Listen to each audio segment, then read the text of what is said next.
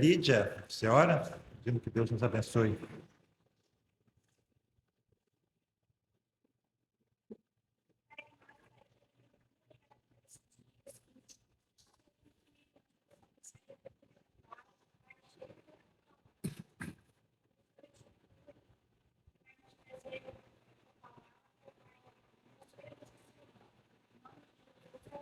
Amém, Jesus.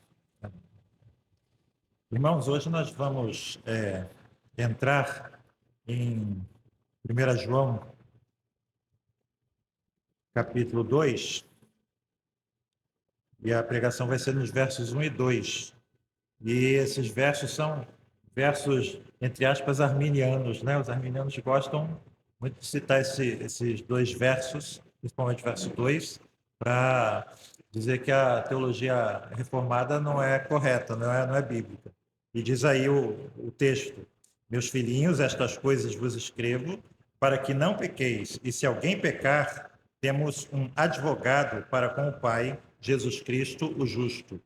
Ele é a propiciação pelos nossos pecados, não somente pelos nossos, mas também pelos de todo o mundo.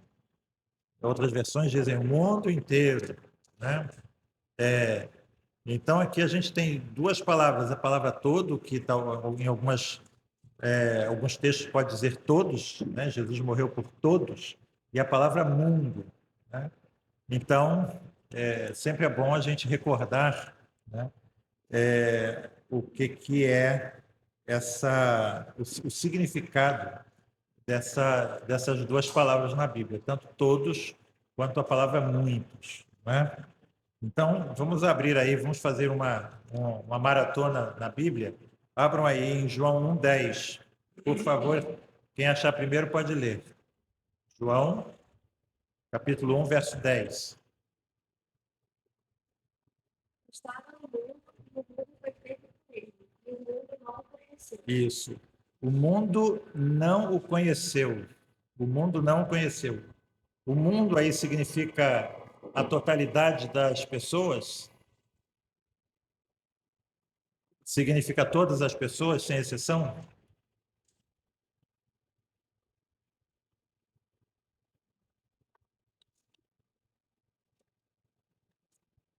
Se você crê em Cristo, muitos na época de Jesus creram nele? Muitos creram, né? Então, mundo aí não pode significar, né, todas as pessoas, sem exceção. Concordam comigo? Sim ou não? Tudo bem. Vamos para Romanos 1:8.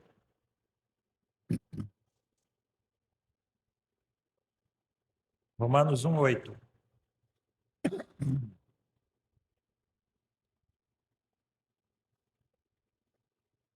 Quem lê?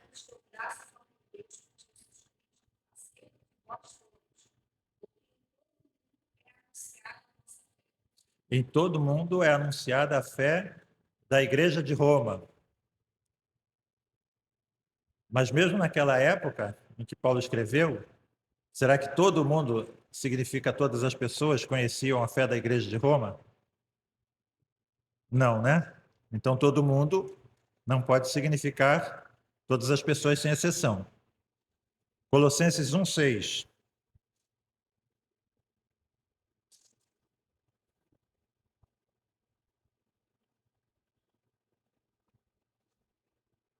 Colossenses 1:6.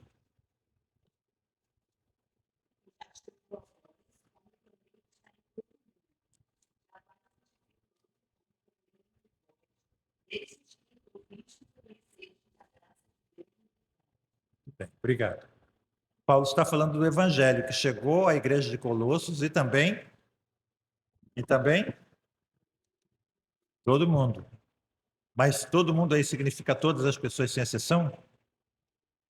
Na época de Paulo não significava e hoje ainda não significa, né? 1 João 5,19.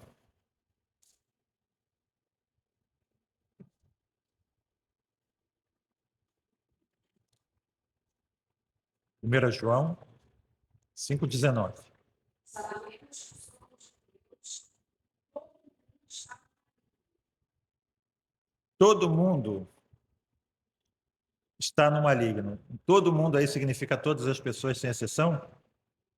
O próprio João está dizendo, sabemos que somos de quem? De Deus. Então, há exceção à regra, não é? Certo?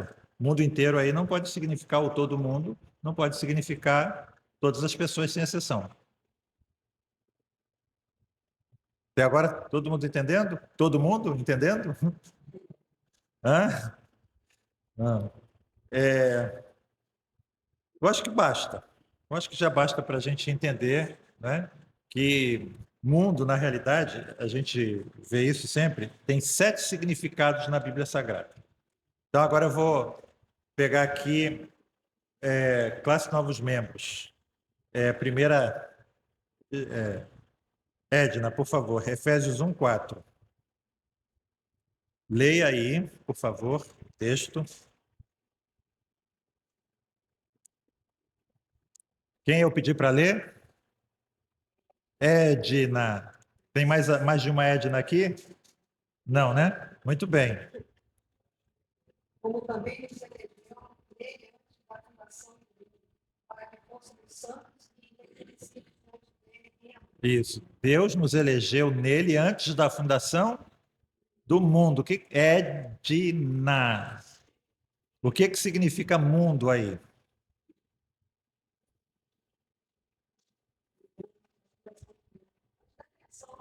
O que significa mundo aí?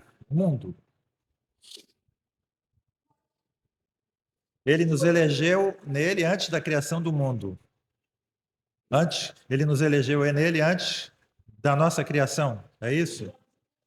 Concorda, filha? Filha da Edna. Filha da Edna. Quantas filhas da Edna tem? Uma. Esther. Concorda com a sua mãe? Paulo está dizendo, ele nos elegeu nele antes da nossa própria criação. É isso? Concorda? Ai de você se não concordasse, né? Dona Irineia, concorda com a mãe e com a filha? Não concorda? Está concordando? Pedro, concorda? Concorda? Muito bem. Gabriel, também concorda? Márcia, concorda? Maiara, concorda? Não? Ah, alguém não concorda. Sempre tem alguém do contra. É isso que eu estava esperando. O do contra. Tá vendo? O do contra. Ah. Então vai lá, Maiara. Por que você não concorda, Maiara? É o quê? A fundação do planeta. Então, o mundo aí significa Terra. O planeta Terra. E agora? Hã? Você discorda de quem? Da Maiara por quê?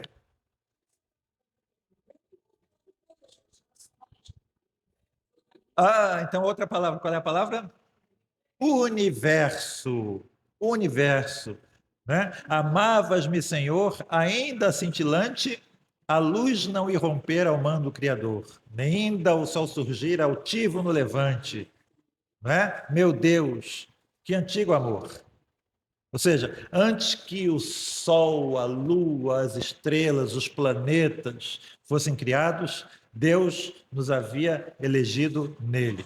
Então a palavra mundo aí significa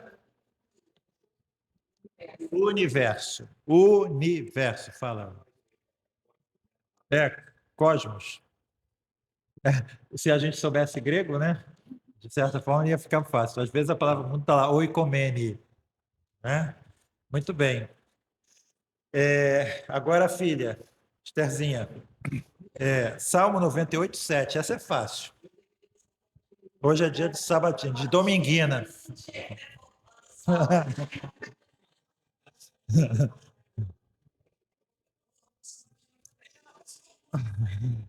Pode deixar que no final eu vou dar um anúncio que vai deixar a senhora mais preocupada ainda. Salmo 98, 7.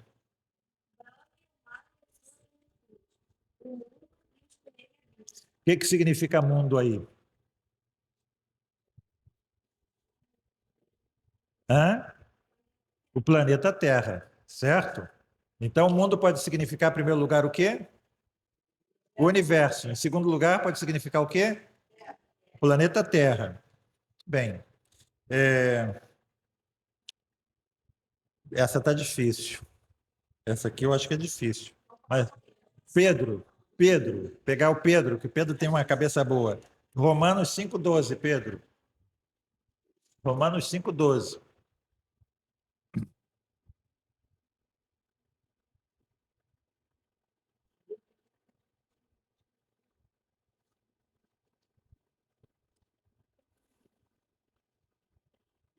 Lê, por favor.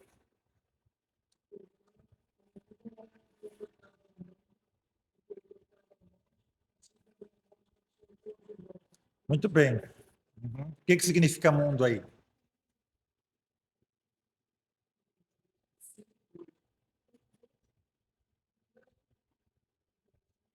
A criação? O que vocês acham? Passo para o plenário. A criação? O próprio contexto está dizendo.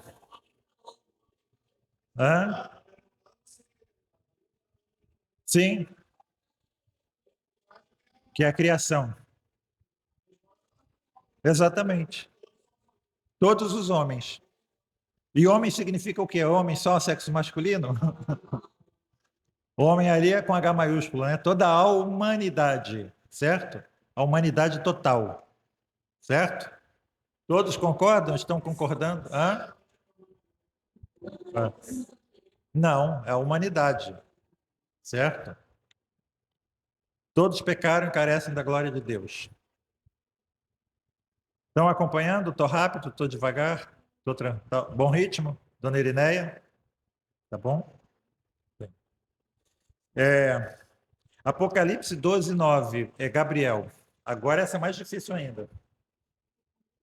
Apocalipse 12:9.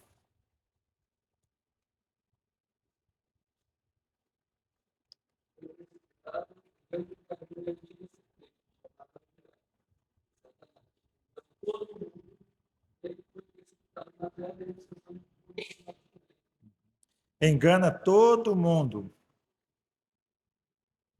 O que significa mundo aí? Hein? Os ímpios, certo? Significa aqueles que estão separados de Deus, né? Os que estão sem Cristo, né? Os que estão em Cristo, os que estão sem Cristo. Significa aí os que estão sem Cristo. Ok?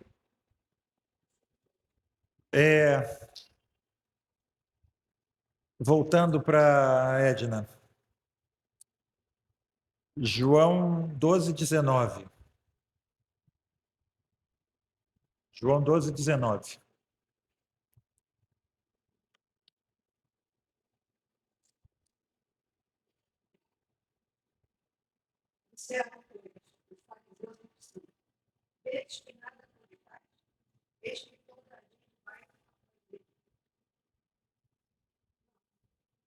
Você está lendo na nossa versão? Está lendo na nossa versão? Tá? 1:12. Eu acho que na minha então eles já mudaram um pouquinho. João 1.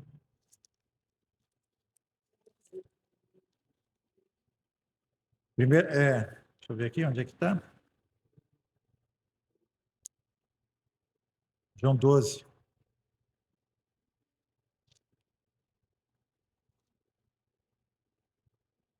É. Antigamente, tem versões que dizem o mundo vai após ele. Aí já mudaram toda a gente. E aí já traduziu. Na realidade, é muita gente. Né? Muita gente. Muita gente vai atrás dele. Reparem que, comparem aqui. Estava no mundo e o mundo não o conheceu, lembram? Mas aqui está dizendo que o mundo, ou toda a gente, vai atrás dele, ou seja, uma multidão está seguindo a Jesus, né?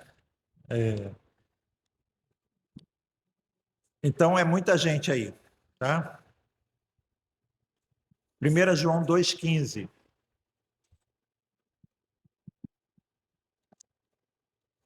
1 João 2,15. Aqui é difícil também. Vou pegar alguém que saiu há pouco tempo da classe Novos Membros. Ah, não, Rômulo. Rômulo ainda não respondeu. Rômulo. Vamos lá, Rômulo que gosta de português. 1 João 2,15. Leia, por favor.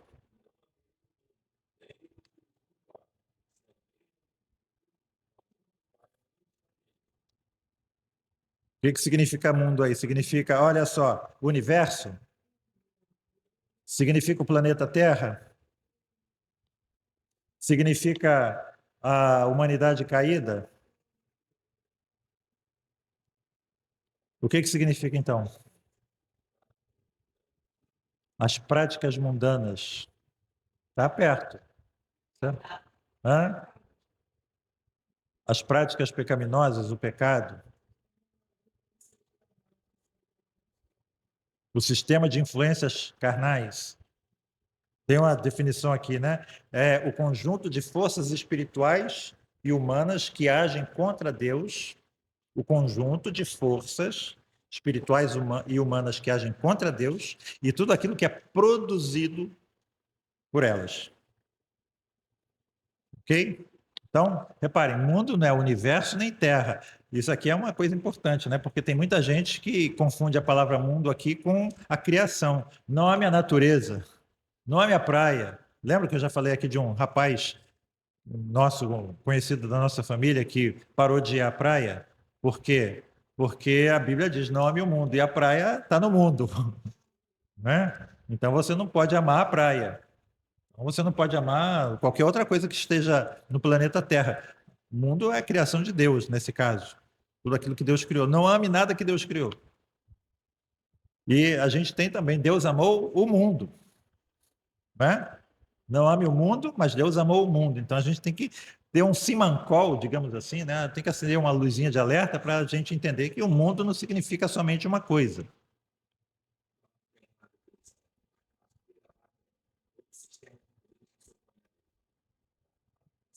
Isso. Eu não gosto de facilidade.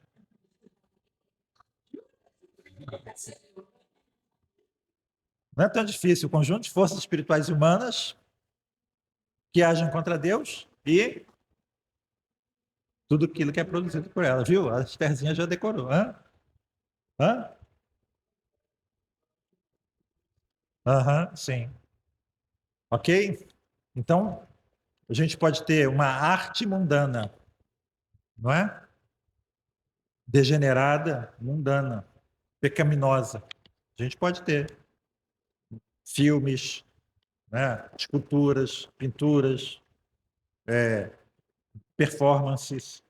A gente pode ter uma política mundana. Ontem, a nossa irmã falou sobre essa questão, uma passant falou sobre essa questão. Pode até a teologia, até a religião. Interessante que, reparem que o Antigo Testamento, principalmente, não é uma luta da fé verdadeira contra o ateísmo, mas é o quê? É a luta da religião verdadeira contra as falsas religiões. Então, a luta de uma espiritualidade verdadeira contra falsas espiritualidades. Até essa questão é importante. Tem gente que diz: tudo que é espiritual é bom. Não, certo? Então, é o conjunto de forças humanas e espirituais que agem contra Deus. Muito bem. Então, nós já tivemos 6 significados. Primeiro, universo. Segundo, planeta Terra. Terceiro,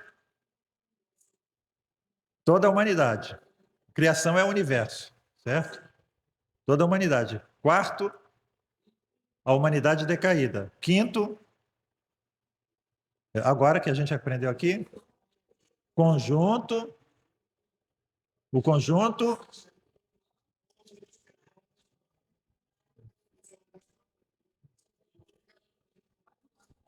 Existe um conjunto de forças espirituais e humanas que obedece a Deus?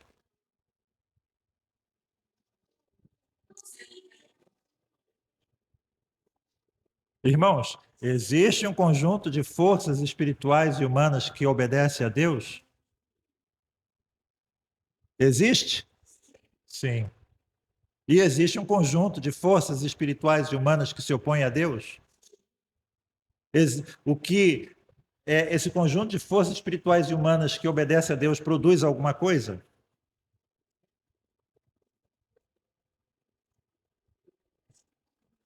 Não produz nada? Produz. E o conjunto de forças espirituais e humanas que se opõem a Deus produz alguma coisa? Sim. Então, o que é o mundo? O conjunto de forças espirituais e humanas que se opõem a Deus e é tudo aquilo que é produzido por elas. Ponto. Ok? E nós temos um sétimo significado. Quem lembra? O sétimo significado. Hã? Não.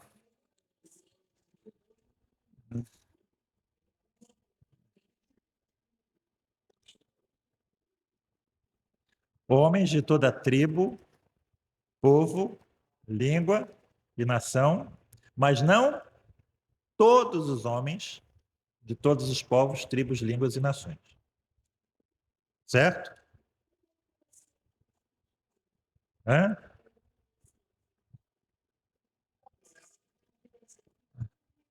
Tem, por exemplo, o mundo oicomene. Eu não posso botar aqui também, né? Oicomene. O que é oicomene, então? Lembram? E o evangelho do reino será pregado em todo o mundo, então virá o fim. As pessoas pensam, né? O que é oicomene? É o Império Romano, né? Nesses dias saiu um decreto do imperador César Augusto convocando a população de todo o mundo para recenseamento. Já tem versões, a NVI, eu acho, já coloca todo o Império Romano, em todo o Império, certo? Mas as versões mais antigas é todo mundo. Eles colocam ali fazem uma tradução, uma interpretação, uma tradução interpretada, certo? Não literal. Mas literalmente seria todo mundo. Mas o Império. O Icomênio ali se refere ao Império. Ok? Império Romano, o mundo conhecido, o mundo dito civilizado da época. Ok? A mesma coisa que quando Paulo diz a fé de vocês, o conhecimento da fé de Roma chegou a todo mundo, é o Icomênio. Certo? Todo o Império, está sabendo. Mas não todos de todo o Império. E a mesma coisa aqui. Ou seja, mundo pode significar pessoas de todo povo, tribo, língua e nação, né? Mas não todas as pessoas de todos os povos, tribos, línguas e nações. É o que nós cantamos, não é? De todas as tribos, povos e raças, muitos virão te louvar. Não é isso? Ou te adorar. Ok? Hã? João 3,16. João 3,16. Então, ele é a propiciação pelos nossos pecados, e não somente pelos nossos, mas pelos pecados do mundo inteiro. Então, João está se expressando em que termos? Aqui a gente precisa lembrar de uma coisa, eu estou só tentando explicar porque a gente vai pregar sobre esse texto, né? Quando o apóstolo Paulo, em Gálatas, né, ele fala da sua experiência, ele diz que houve um acordo entre os apóstolos, que Paulo iria para os gentios e Pedro e João e Tiago iriam para os judeus, pregar entre os judeus. Paulo é chamado o apóstolo dos gentios e os demais ficaram lá dentro do contexto judaico. Então, João, quando ele escreve dentro desse contexto judaico, a pessoas de mentalidade judaica. E é muito importante que a gente recorde isso. Em parte, o que consistia essa mentalidade judaica? Lembram? Lembram de Pedro, em capítulo 10 de Atos? Pedro estava lá tranquilo, na casa de Simão, o curtidor, né? Daqui a pouco começou a sentir uma fomezinha, o estômago roncar, estava chegando na hora do almoço, olhou para o relógio, né? E daqui a pouco, né, a comida está pronta. Mas aí Diz o texto que sobreveio um êxtase a Pedro e um lençol desceu do céu, contendo o quê? Carne de porco, camarão, peixe com couro, né? O que mais? Que não podia ser comido, né? Uma picanha com aquela vermelha. Hã? Ah, é, então, né? Essas coisas todas, né? E uma voz dizia: Pedro, mata e come. Mata e come. Estava in natura, né? Por isso que eu, de vez em quando, o Agnello chama os homens lá para comer, vamos comer um bicho morto? Né? Lembra quando, não me lembro lá o sujeito que matou uma ovelha para fazer, saiu uma gritaria na televisão? Como ele pode fazer isso? Ué, para comer tem que matar, né? As pessoas acham que já vem pronto, né? O leite já vem na caixinha, coisas que valem. Então, Pedro, mata e come. Mata e come. E Pedro, o que ele responde? Eu nunca comi comida que não seja kosher. Eu nunca comi comida imunda, impura. E a voz responde para ele: não consideres impuro o que Deus purificou. E Pedro fica perplexo. Daqui a pouco, o que acontece? Vem de novo o lençol, desce para ele. E a mesma voz: Pedro, mata e come. E Pedro fica mais perplexo. E depois o que acontece? Terceira vez. Reparem, irmãos, uma visão que se repete 3 vezes. Eu fico pensando, né? Puxa vida, se fosse comigo, quantas vezes seria necessário, hein? Eu não sou tão cabeça dura assim, não. Eu acho que não. Não sei. Hã? Eu espero que não. Mas ele está lá perplexo. O que significa isso? E aí batem a porta de Simão, curtidor. Obrigado. Batem a porta de Simão, o curtidor, era um emissário de Cornélio. Cornélio era um centurião romano, um gentio, convidando Pedro para ir lá, na casa dele. E então Pedro entende a mensagem e vai. E quando ele chega, ele diz uma coisa interessante. Vocês sabem que não é permitido a um judeu que entre, que tenha comunhão, que entre na casa de um gentio. Por quê? Porque lá pode ter coisas impuras, e se você tocar uma coisa impura, você fica impuro cerimonialmente também. Muito menos comer com o gentio. Mas, diz Pedro, Deus me mostrou que a nenhum homem eu devo considerar comum ou imundo. Opa! Pedro está aprendendo uma coisa importante. Eu não devo considerar os gentios como seres comuns e imundos, essencialmente diferentes de mim. E Pedro prega o evangelho para eles, e diz o texto que enquanto Pedro ainda estava pregando, o Espírito Santo desceu sobre aquele grupo de gentios, e eles passaram a falar em outras línguas, da mesma forma que os judeus no princípio, em Atos 2. E diz o texto que aqueles que eram da circuncisão, ou seja, os judeus, que foram com Pedro, se admiraram de que também aos gentios o dom do Espírito Santo fosse dado. Ficaram perplexos, admirados. Como é que pode uma coisa dessa acontecer? E Pedro, com base nisso, ele se vira para aquele grupo de judeus e disse: será que a gente pode recusar o batismo a esses que também, como nós, receberam o mesmo dom do Espírito Santo? Reparem os termos, são termos meio negativos. Será que podemos recusar o batismo? E ordenou que eles fossem batizados. Atos 11, segue o texto. Chegou aos ouvidos dos apóstolos em Jerusalém que Pedro tinha entrado na casa de gentios. E eles ficaram enfurecidos, os apóstolos. Quando Pedro voltou para Jerusalém, Pedro foi convocado para uma reunião e botaram o dedo no rosto de Pedro e disse assim: você entrou na casa de homens incircuncisos e comeu com eles. E o texto repete tudo. Pedro faz um relato pacientemente, repetindo tudo aquilo que tinha acontecido com ele, a visão, né? O chamado, a batida na porta e o recebimento do Espírito, e Pedro se desculpa. Como que está se desculpando? Como que eu poderia recusar o batismo a eles? Como que eu poderia? É como se Pedro estivesse dizendo, bem que eu tentei, né? Mas eu não consegui. Os eventos foram avassaladores. Eu fui levado de roldão como por uma correnteza. Não tem jeito de resistir, né? E diz o texto que os outros demais apóstolos, ouvindo a explicação de Pedro, apaziguaram-se. Essa é a palavra. Apaziguaram-se. Reparem, irmãos, que eles estavam muito nervosos com a situação. Abram aí em Atos 11.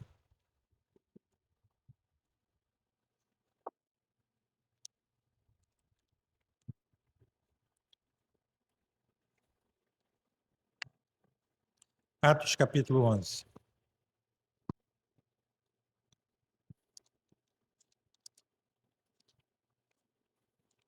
Aqui a gente tem a prova de que os apóstolos eram calvinistas, né?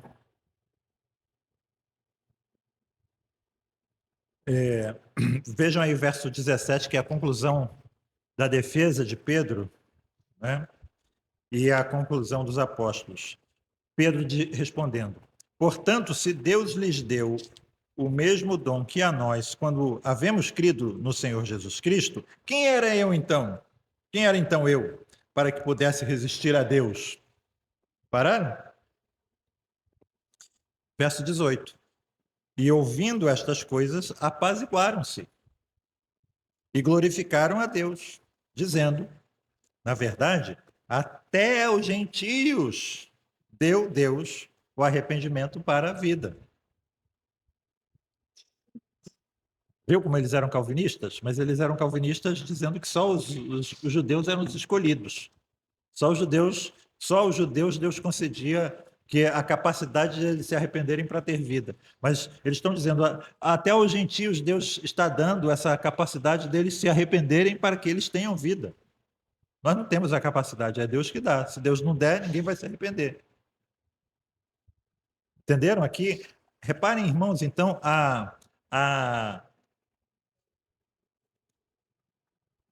ideia, a concepção obstinada que os judeus tinham, arraigada, que os judeus tinham de que só eles eram o povo eleito e mais ninguém. Só só a eles era concedido o dom da salvação e a mais ninguém. Eles eram o único povo de Deus na terra e mais ninguém. Jesus, segundo a concepção dos apóstolos, veio para o povo judeu e mais ninguém. Reparem. Sim. Aham. Sim. Aham. Aham. Reparem que Jesus já tinha dito várias vezes: ide por todo Israel, ide por todo o mundo, planeta Terra. Pregar o evangelho a todos os judeus. Não, a toda criatura. Ele já tinha dito isso, né? Mas não entenderam. Reparem então que agora resolvido o assunto, né? Eles entenderam que os judeus iriam compartilhar da salvação com os gentios. Reparem o verso seguinte, verso 19. E os que foram dispersos pela perseguição que sucedeu por causa de Estevão, caminharam até a Fenícia, já saíram de Israel, né? Saíram dos limites de Israel. Fenícia, Chipre, todo mundo sabe onde fica Chipre, né? Onde fica o Chipre? Onde fica o Chipre? Quem vai fazer Enem? Quem vai fazer Enem? Estherzinha, onde fica o Chipre? Oceano Atlântico, Oceano Pacífico? Não? Onde fica o Chipre, gente? Ninguém sabe. Fica no mar Mediterrâneo. Você pega ali o litoral de Israel, vai em direção oeste, vai dar na ilha de Chipre. Certo? Chipre. E Antioquia. Não anunciando ninguém a palavra, senão somente aos judeus. Reparem. não anunciando a ninguém a palavra, senão somente aos judeus. Eles foram para o mundo gentílico, estavam no meio do povo gentílico, mas eles não estavam pregando o evangelho a ninguém, mas só aos judeus. Verso 20.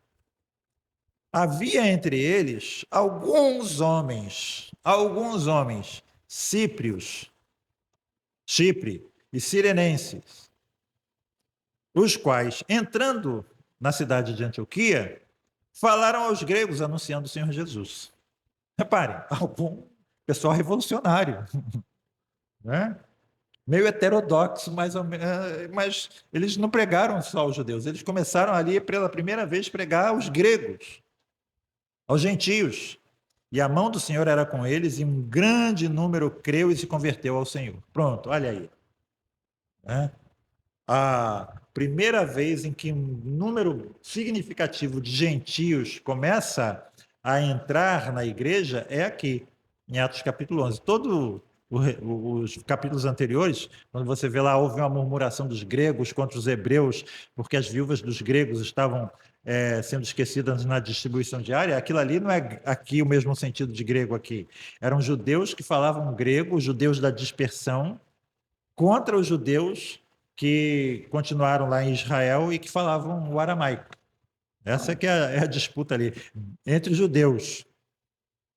Aqui não, pela primeira vez, gentios em grande número começam a entrar na igreja, certo?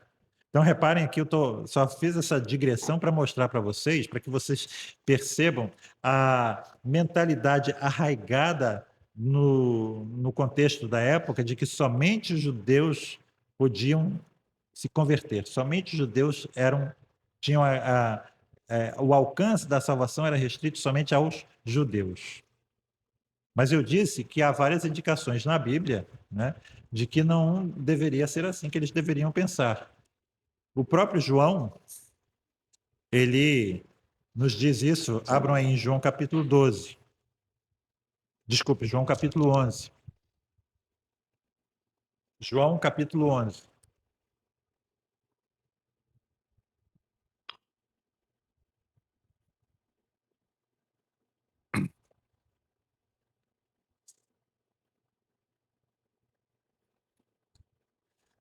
Nós temos aí o episódio da ressurreição de Lázaro. E depois desse episódio, o verso 47 relata o que aconteceu.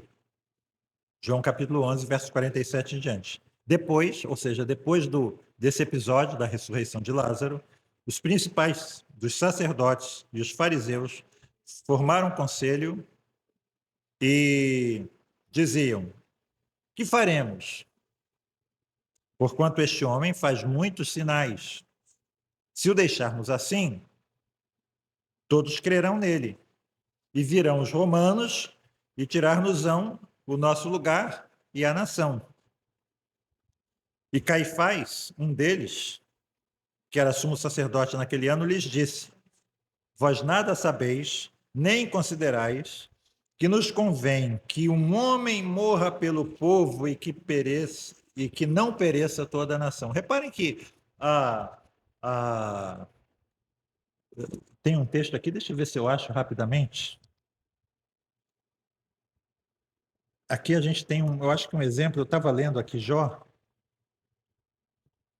Deixa eu ver se eu acho, vou achar sim.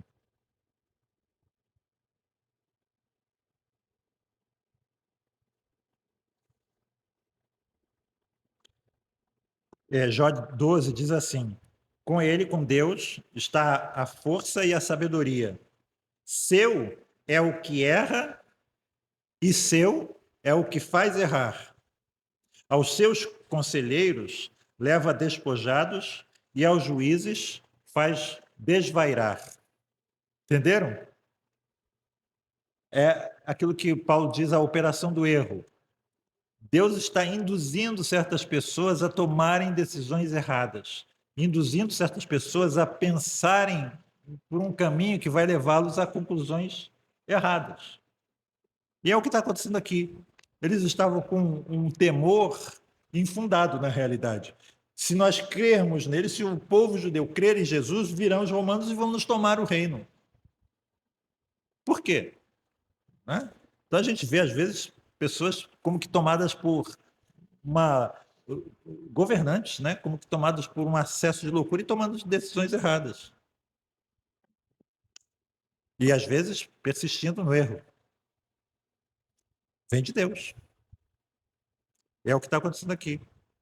Né? A gente vê que Jesus foi morto por mão de Níqueos, mas pelo pré-determinado desígnio e presciência de Deus, disse Pedro. Está acontecendo aqui. Os fatos estão sendo encaminhados pela mão de Deus, não podemos esquecer disso. Né? E aí, verso 49.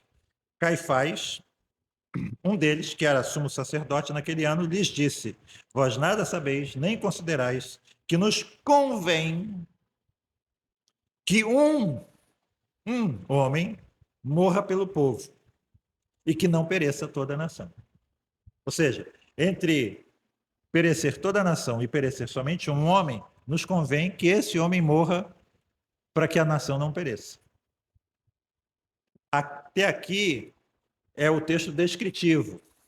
Né? Agora vamos ver aqui a explicação do próprio João para o que está acontecendo. Reparem aí, verso 51.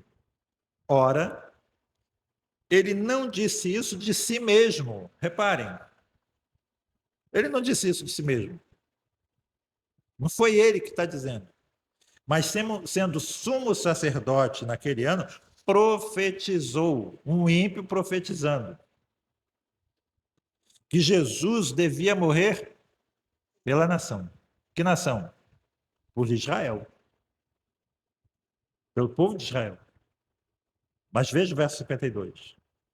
Mas não somente pela nação, mas também para reunir em um corpo os filhos de Deus que andavam dispersos. João está aqui dando a indicação de que Caifás está profetizando que Jesus não ia morrer somente pelo povo judeu, mas pelo mundo inteiro. É a mesma coisa que Jesus diz para Nicodemos. Deus amou o mundo. Por quê? Porque Nicodemos pensa que Deus amou o povo judeu, só os judeus. E Jesus está dizendo, não, Nicodemos, Deus não ama só os judeus, Deus amou o mundo inteiro, os gentios. Eu acho que a melhor tradução, a melhor explicação, o melhor comentário, né? Sempre gosto de recordar isso, de João 3,16, é a música das criancinhas. Deus ama as criancinhas do Brasil e do Japão, quer loirinhas, quer de cor, ele as chama com amor. Deus ama as criancinhas como são, não é? Mais ou menos isso, Lúcia? Tá correto? Certo? Então, o mundo inteiro ali não significa todas as pessoas sem exceção. Mas significa o quê? Aquilo que a gente acabou de mostrar. Todas pessoas de todos os povos, tribos, línguas e nações, mas não todas as pessoas de todos os povos, línguas e nações sem exceção. Ou seja, o amor de Deus, ele é abrangente, ele vai além do povo judeu agora. No passado, a revelação estava restrita ao povo judeu, mas agora, esse amor, ele vai ser estendido até os confins da terra. Reparem aqui que é exatamente isso aqui que João está escrevendo no seu capítulo 2 da primeira epístola. Ele é a propiciação pelos nossos pecados. E nós, reparem essa palavra nossos, reparem que a gente precisa sempre entender o contexto. O que João está querendo dizer quando ele diz ele é a propiciação pelos nossos pecados? Nossos é de nós. Ou seja, quem é esse nós a que João está se referindo? Eu e você? Nós aqui? Não. Não. Quem são os nossos aí? Hã? Os eleitos? Não. Os judeus. João era um apóstolo aos judeus, ele está escrevendo aos judeus. Ele é a propiciação pela nação. Ele morreu por quem? Pela nação. Mas não morreu somente pela nação. Não é pelos nossos pecados somente. Não é pelos pecados do povo judeu somente, mas pelos pecados do mundo inteiro. Quem é agora? Eu e você.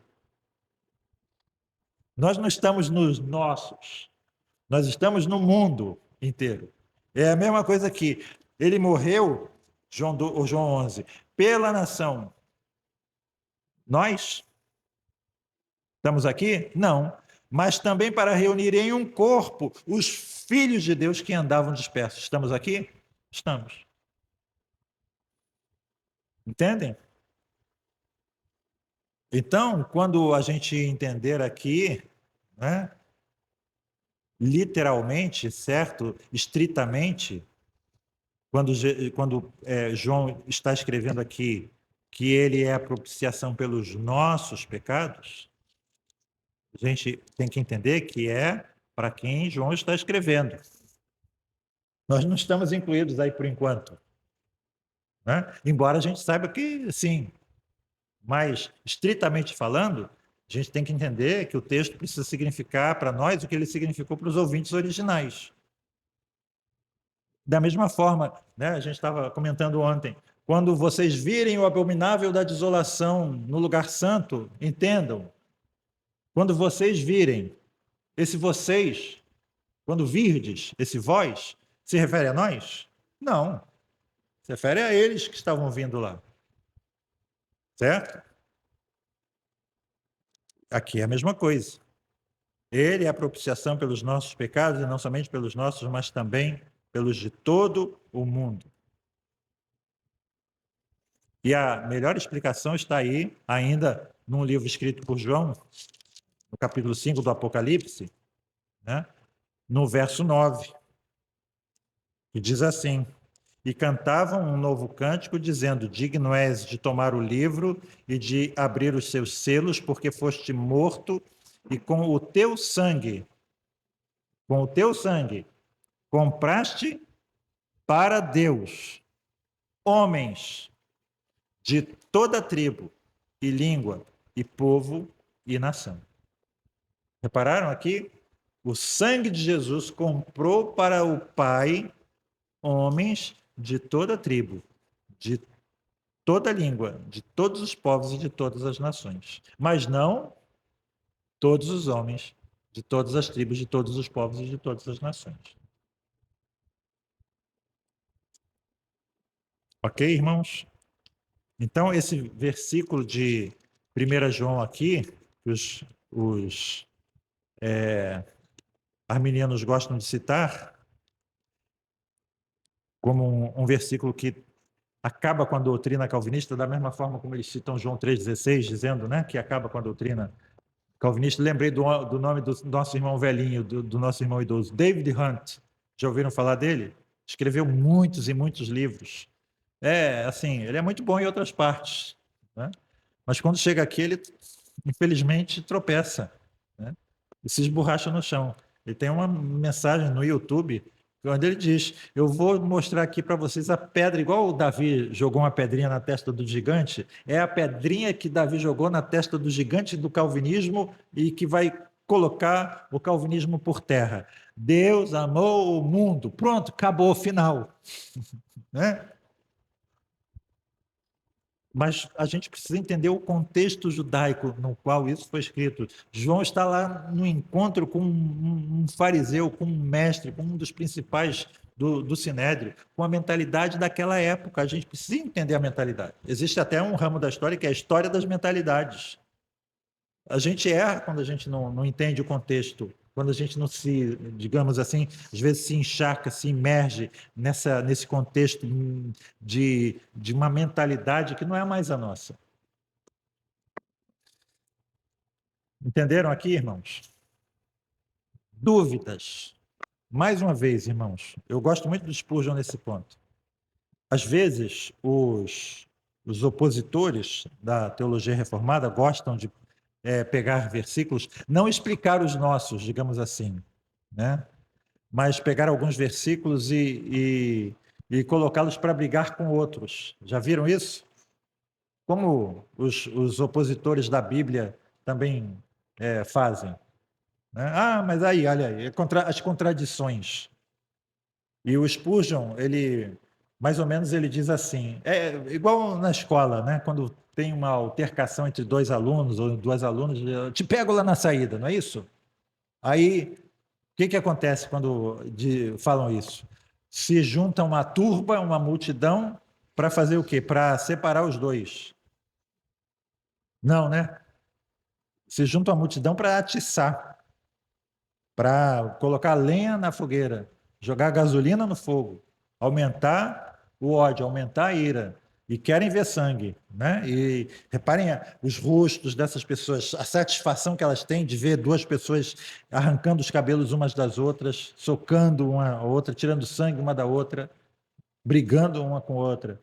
E o Spurgeon diz exatamente isso. Existe gente que tem, parece que um prazer em colocar um versículo da Bíblia brigando com o outro. E se nós realmente somos filhos de Deus, o que nós temos que fazer é fazer a paz entre um e outro. Até porque a gente sabe que não existe contradição na Bíblia. Se nós estamos fazendo com que um versículo contradiga o outro, a nossa teologia é que está errada. A nossa interpretação desses dois versículos é que pode estar errada.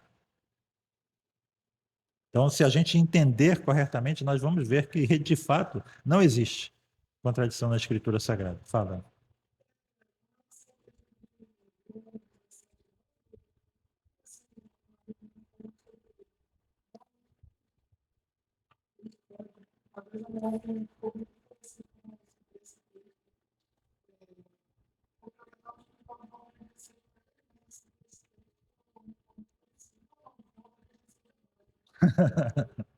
Exatamente, né? Eu lembro do ministro, não me lembro agora de quem, quem aqui é bom de memória aí? Ele é até um homem bem educado, gentil, Marcílio, não me lembro agora o nome. Ele foi pego com o microfone ligado, né, dizendo assim: o que é bom a gente mostra, o que é ruim a gente esconde. No governo, né? O que é bom a gente mostra, o que é ruim a gente esconde.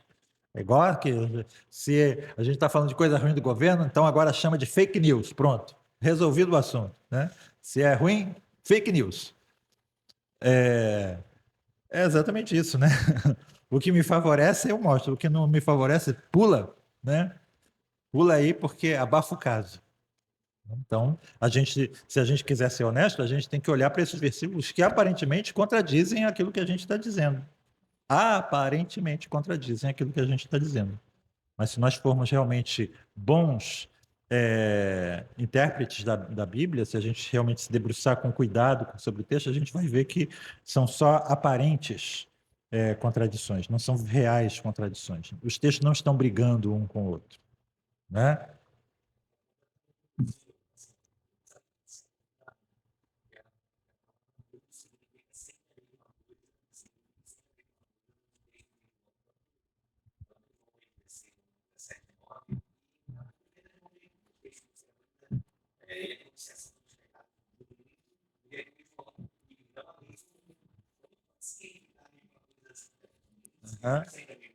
Uhum.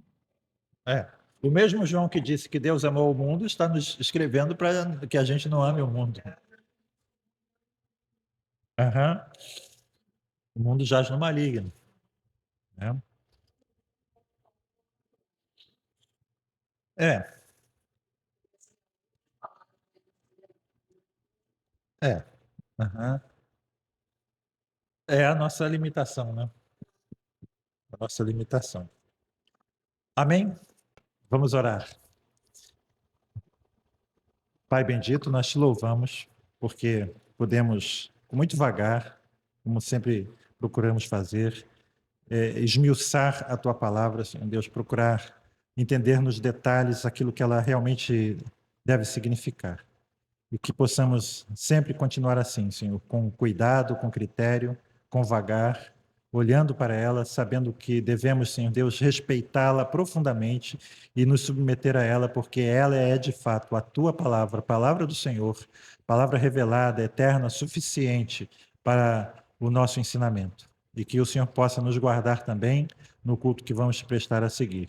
Nós te louvamos e te agradecemos no nome de Jesus. Amém, Senhor.